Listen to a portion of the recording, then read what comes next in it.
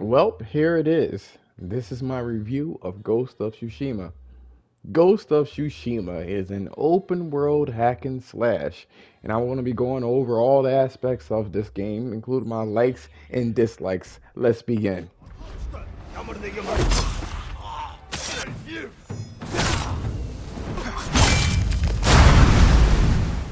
Ghost of Tsushima's story. Now, we all know that this particular tale is about the Mongol invasion and what the Japanese have gone through, but it is also about a samurai that had to do some dishonorable shit to accomplish his goals because, again, the Mongols weren't fighting fair. The story is very intricate. It is handled in almost like a double A type of way, where it's not told in a linear fashion necessarily. Ghost of Tsushima actually tells a very competent story, full of twists and turns and stuff that pulls on your heartstrings. Really good story. Now we are going to talk about Ghost of Tsushima's graphics. The theme of Ghost of Tsushima is motion. Everything from particles to leaves and branches and flowers and grass to even fog and dust. Everything moves. That's the whole shtick to this particular game. Vast draw distance, multiple people on the screen. I would even say there's probably about like you can fight up to 30 people in some instances. So it may not be completely detailed, like say a linear game, but they have to expend all of those polygons to do everything that it's doing. It is very top notch and a gorgeous, gorgeous art design. Gorgeous art design.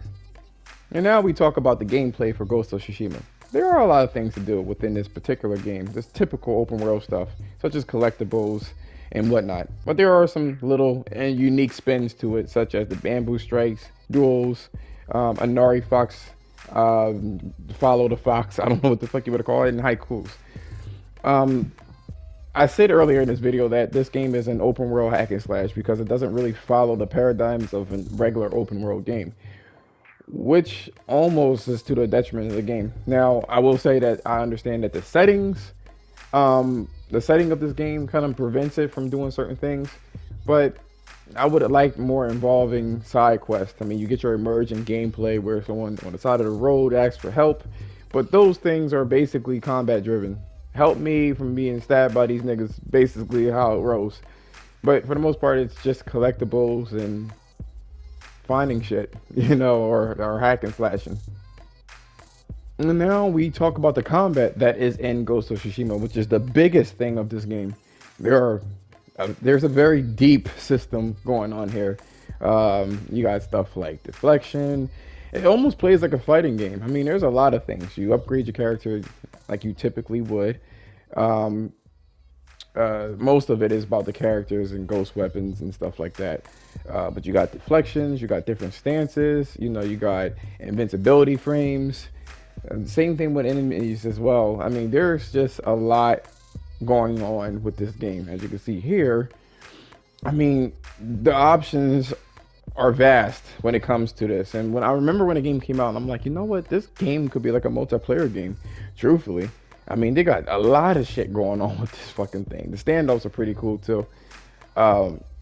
But yeah, as I said earlier, you can fight up to 25 enemies at the same time, and it is a unique take on the Batman Arkham City type fighting or Spider-Man things. It's really involved, and they should be commended for it. It is literally like top-notch AAA stuff.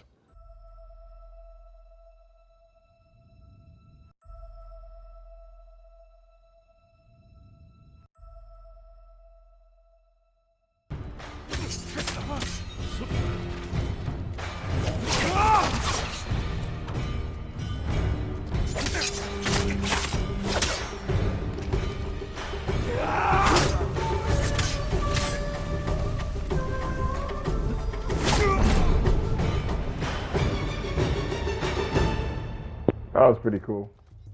Now we are going to talk about what went wrong. What are the bad things about Ghost of Tsushima? And it's not really that much, but one of the things that I've actually noticed, for the little things that are wrong with the game, is one could actually say that maybe the game is too large, spatial wise. And I thought that for a time. I'm like, man, it's like fucking, I don't know if this horse needs to move faster, if it needs to gallop a little quicker. I just was like, why does it, I don't know. It didn't feel like a joy to traverse in this particular game, which was an interesting thing that I've kind of like noticed about this particular game.